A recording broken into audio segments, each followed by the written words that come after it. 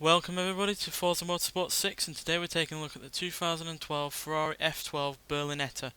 So yeah, this car debuted at the 2012 Geneva Motor Show and replaced the 599 series of cars, and it was styled by Pininfarina, and yeah, easily one of my favourite looking Ferraris, to be honest.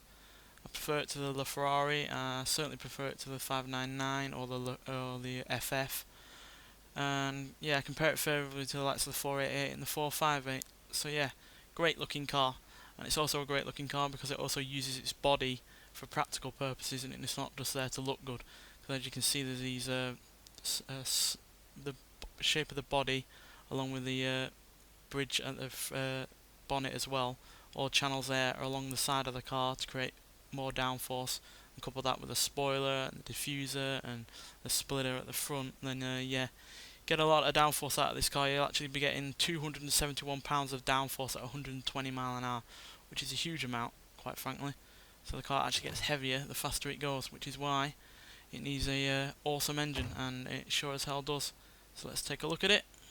Open up the bonnet, and there we go. Beautiful thing this is. So yeah, it's a 6.3 litre naturally aspirated V12 engine, and it produces 730 horsepower and 508 pounds-feet of torque.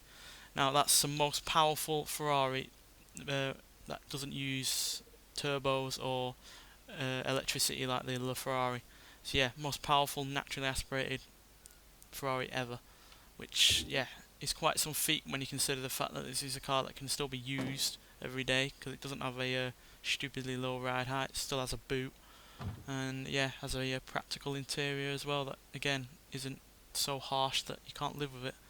So yeah, cracking looking car, practical car as well, big powerful engine, and it also has these air cooling ducts at the front of the car, both sides, that open up when the brakes get too hot, and then they close when they cool down again to produce better aerodynamics. It actually has a drag coefficient of 0.299, which is yeah, really rather low. But yeah, this is a car that's really rather suited to the track because that can make the most of its 7-speed dual clutch semi-automatic gearbox with flappy paddles on the steering wheel. So yeah, let's take it onto the track and see what it can do. So welcome to Monza. We're going to take this car around on the first lap and talk through it on the second lap.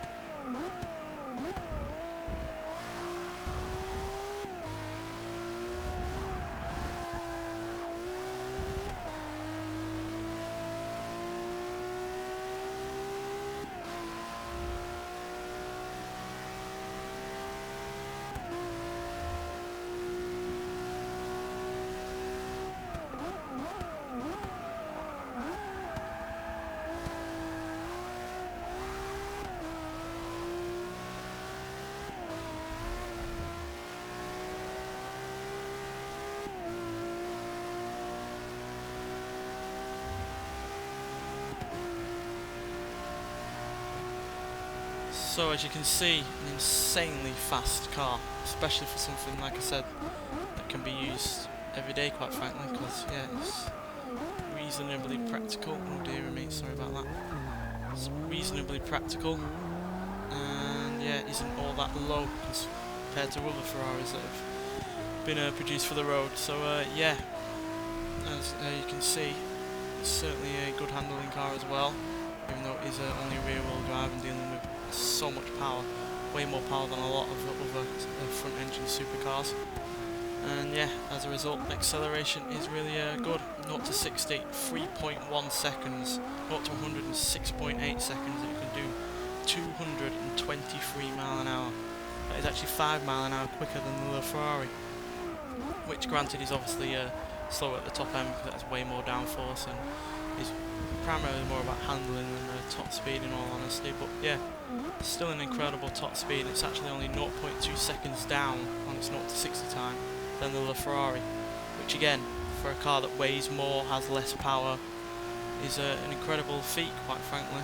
So yeah, hats off to Ferrari for making a road car that's usable, but also insanely fast as well, which is why I personally prefer it to the Ferrari. Yes, it's not as bonkers, yes, it's not as quick, and yes, it's not as technologically advanced, but still a marvellous car nonetheless.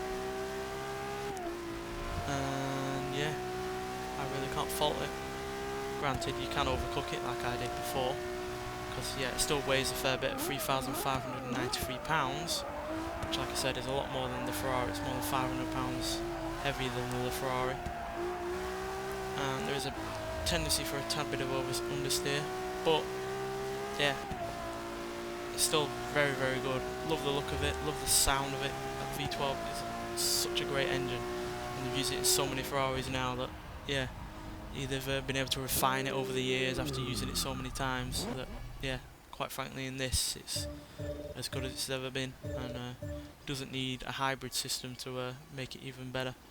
So yeah, cracking car, and yeah, really, really recommend trying it out if you haven't already, because yeah, I'm not really into new Ferraris all that much. I know I've said that I liked the 488 and the 458 and somewhat the Ferrari, but the FF for instance I hate, and there's several other post 2000 Ferraris that I'm not too much of a fan of, but yeah, this really bucks that trend in a massive, massive way, and yeah, is even a rival for some of the classics as far as I'm concerned. Anyway, thanks for watching, and I'll see you in the next one.